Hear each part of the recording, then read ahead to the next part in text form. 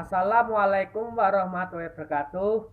Kami dari kelompok 8 akan menjelaskan tentang materi yang ada di chapter 12, yaitu penggunaan kredit untuk menangani masalah defisit. Kadangkala suatu perusahaan mengalami masalah yang ditimbulkan oleh defisit. Biasanya si perusahaan memperbaiki atau menangani masalah tersebut, setidaknya dengan cara yang tidak berbahaya bagi si perusahaan tersebut. Namun apabila si perusahaan sampai kewalahan dalam menangani masalah tersebut, tampaknya ya sulit untuk berhenti sejenak karena takut perusahaannya cepat bangkrut. Tapi emang lebih baik harus berhenti sejenak dulu. Setelah itu perusahaan harus memastikan dulu apakah masalahnya sudah kronis atau akut. Apabila masalahnya kronis, artinya si perusahaan itu memang dalam posisi terancam. Jadi satu-satunya caranya ya melakukan perubahan besar untuk menyelamatkan si perusahaan.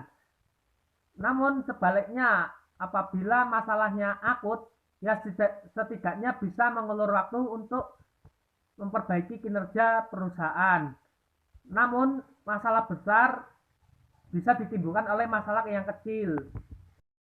Namun apabila Anda sebagai pihak perusahaan masih nekat untuk menangani masalah tersebut tanpa istirahat sejenak, setidaknya renungkan hal-hal ini.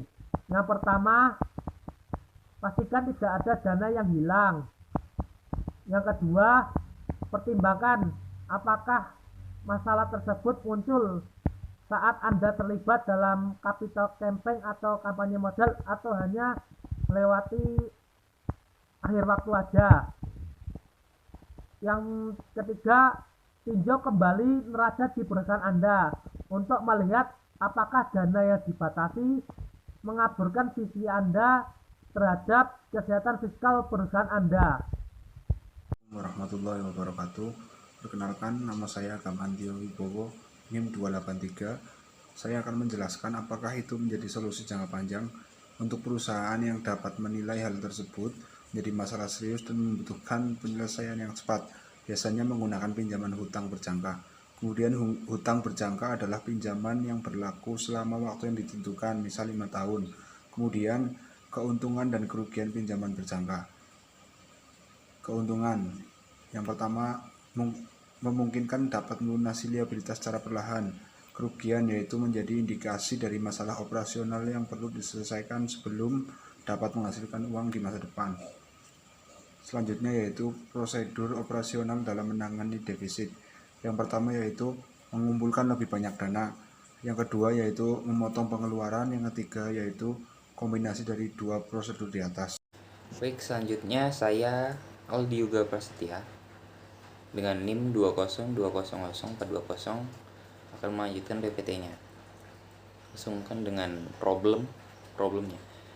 Problemnya yaitu mengumpulkan uang dalam keadaan darurat mungkin akan memakan waktu lebih lama dari yang diperkirakan dan dapat sepenuhnya mengganggu operasional lembaga.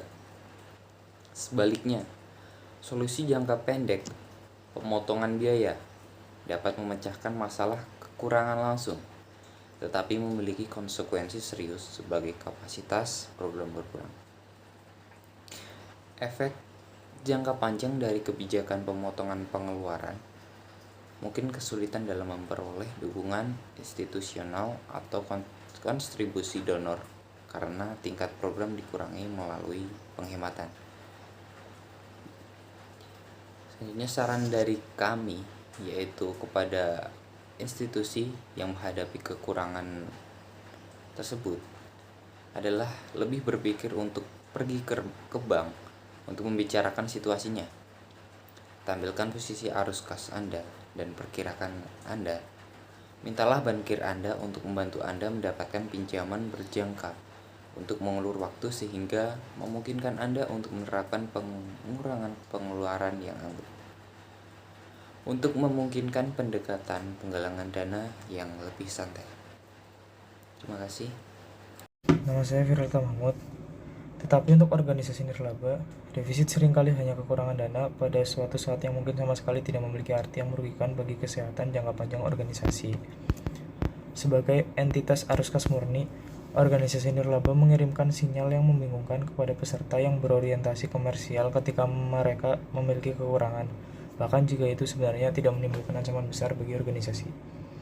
Artinya tidak ada ancaman besar jika suatu metode dapat diterapkan untuk mengatasi defisit, metode yang akan mengulur waktu dan memungkinkan analisis kekurangan dan penerapan langkah-langkah untuk mengatasi defisit.